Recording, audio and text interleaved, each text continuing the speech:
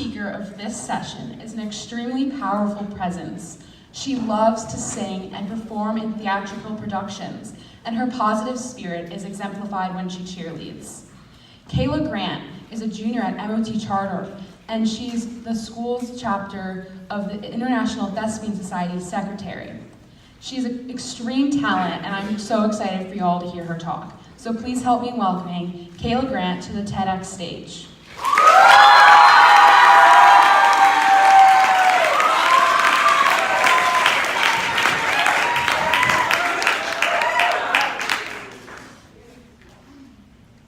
When I was 12 years old, I came home from school one day to find out that my mom, my best friend, had passed away. She was a single mother, and I was her only child, and I had absolutely no idea what to do. Immediately, I was flooded by so many calls and messages from friends, family, and even some teachers who were all telling me that although it would be long and difficult, that things would eventually get better. But I didn't believe it, because in that moment, it seems like I would never be able to recover. I had no idea how I would be able to find that light at the end of the tunnel that everyone said I would eventually find. But what I know now that I didn't know back then, and what I'd like to share with all of you, is that everyone has the power to create that light for themselves, as long as we stop fearing grief, seek to understand it, and learn to utilize it.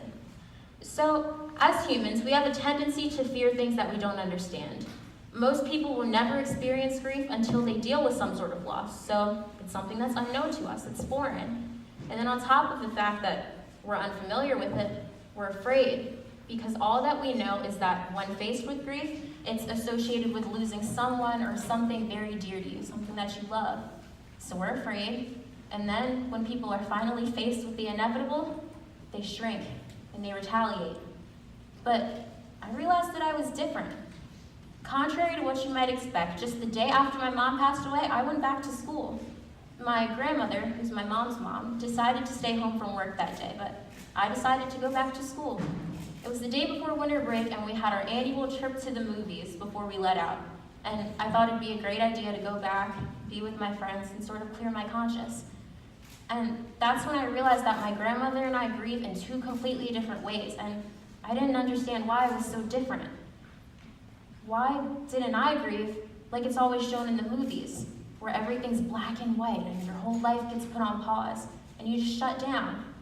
So that's when I decided to do some digging. I wanted to find out what grief really is and why it was so different from everyone else, or so I thought. So through my research, I compiled a list of the top 5 types of grief. And be mindful that my list that I have up here is not the only types of grief. There are so many other different kinds, but I feel as though this top 5 sort of encapsulate the greater majority. So we start with masked grief. This is someone who is dealing with grief internally, but puts on a happy front, like everything's great all the time, even when it's really not. Second is anticipatory grief. This is when you start grieving before a loss even actually happens.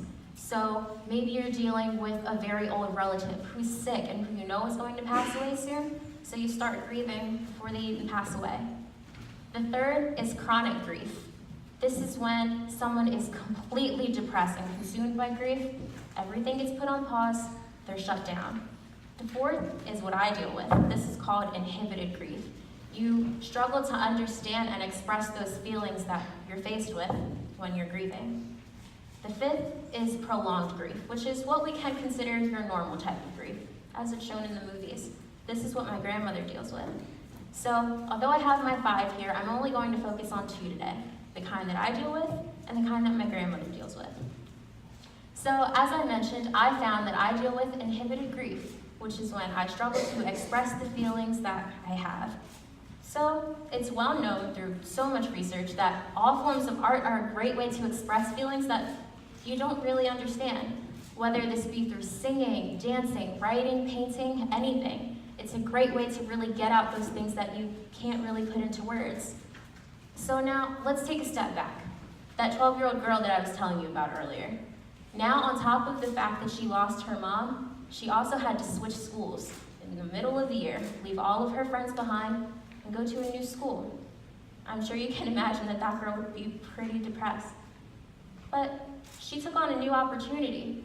Because she knew the type of grief that she dealt with, she decided to audition for her school's production of Aladdin. And she ended up getting the lead, something entirely new. You wouldn't expect it, but she did it, and that girl was me. So when I arrived at my new school, knowing what I dealt with, I arrived for the musical, I got the lead, and I instantly fell in love. Now that I'm in high school, theater's my major. I'm a part of every single production that my school has, both on stage and behind the scenes and stage crew. I love it so much. The stage has become my happy place, and when I'm there, I feel like I'm one with my mom. Then there's prolonged grief, or your normal type of grief. My grandmother loves talking about my mom. Of course, she was really sad when she passed, but when she talked about my mom, she just lit up. She would talk about all the good things that, my mom was and is. And so knowing this, she decided to host a bereavement group at her house every Friday, in which she would get a bunch of people together who dealt with a loss similar to hers, and they would just talk it out. My grandmother would talk about my mom and how she was handling things, and they would all talk about their loved ones and how they were dealing with everything, and they helped each other to grow. In addition to that, every year, on the day that my mom passed away, my grandmother will go to a department store of some kind and pay for the layaway of a single mother, with the hopes that they'll do something good for others, and that maybe that night, they'll hold their child a little bit tighter. So my grandmother and I were able to take this negative situation and, knowing the type of grief that we deal with, do something good both for ourselves and for others. That's my grandmother.